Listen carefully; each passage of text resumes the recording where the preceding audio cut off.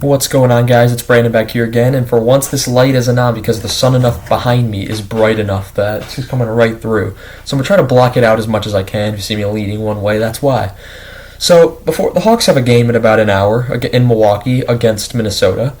So let's get through this game first. So 7:30 p.m. on October 1st, the Hawks and Red Wings faced off for their second and final preseason game. It was Patrick Sharp's first broadcast. I don't know why I wrote practice. First, I don't even remember doing that broadcast.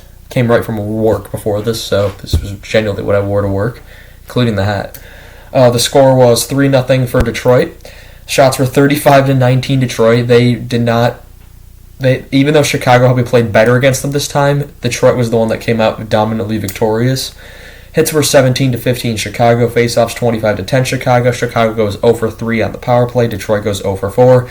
Staylock was great, 32 out of 35. Nedeljkovic saves 14 out of 14. And then Kosa comes in the third, 7 for 7. The lines for the game: first line, Tyler Johnson, Taze, Radish. Then you had Kurashev, Reichel, Sakura, Kara, Reese Johnson, Entwistle, Kachuk, Slavin, and Cini. Boris Kachuk will be out 4 to 6 weeks just recently for a ankle sprain, or lower ankle sprain. He took a beating in this game, that's for sure. Then on defense, you had Jack Johnson anchoring the blue line with Regula, then Del Mastro with Bodan, and Phillips with Allen.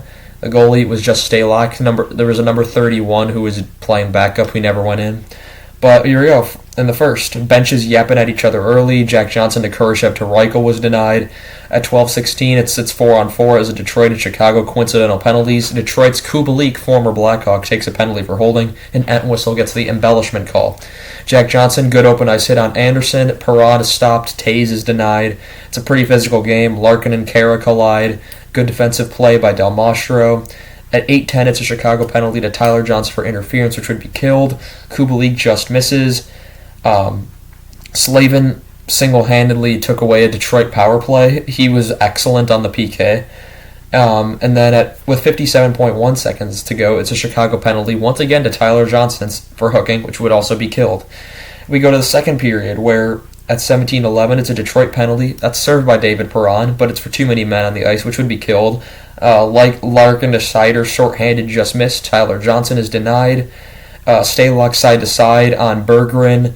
Staylock another great save. Sider one-timer gloved. Staylock was stealing the show at this point. Reese Johnson had a good hit. 8:53 Chicago penalty to Phillips for holding, which would be killed.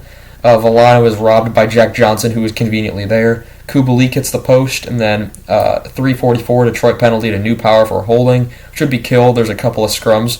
On this power play, the Hawks probably looked their best. Nedeljkovic made a good save. Sider saved a goal, and then Hannes had a breakaway near the end of the period for Detroit that would be saved. And we go to the third for a new goalie for Detroit. That'd be Sebastian Kosa.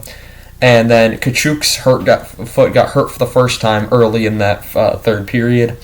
And then on a delayed penalty at 18:16, it's a Detroit one-timer goal from Jakub Vrana from Lucas Raymond to make it 1-0. And then Kurashev is denied.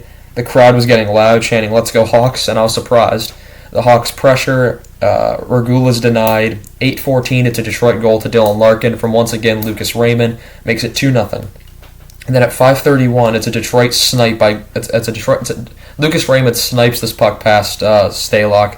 It's his third point of the night. It's from Vrana and Sider. It makes it 3-0. And at this point, the game's over. Kachuk's foot hurt a second time, and he left the game. A 4:47 Detroit penalty to Bergeron for high sticking, which would be killed. And Kachuk was in the locker room at this point. Then it's 4-on-4 for 17 seconds, as at 3:04, Chicago penalty to Kara for interference, which would be killed. And that, ladies and gentlemen, is the game. Honestly, the best part of that game was Patrick Sharp stepping into Eddie Olczyk's shoes. I look pretty white now. That was weird. Patrick Sharp going into Eddie Olczyk's shoes and taking that analyst duty away. Chris Foster's in the shoes of Pat Foley, and then you have Colby Cohen between the benches, which is newer for Chicago. They didn't really have that much before. So, yeah, that's going to be your broadcast team for the season. And then on the radio, it should still be John Weidman and Troy Murray. We'll see how that goes this season.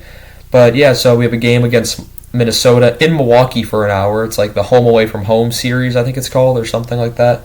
But yeah, that's going to be it for today. Another video coming tomorrow will be BFR preseason game 4, and then 2 more preseason games, and then October 12th and October 13th, we have back-to-back games. So 10 days away from the start of the Hawks opener, and then October 7th is the first 5 days away for the European series between Nashville and San Jose, who have games on the 7th and the 8th. So I want to thank you guys so much for watching, and I shall see you guys in the next one. Goodbye.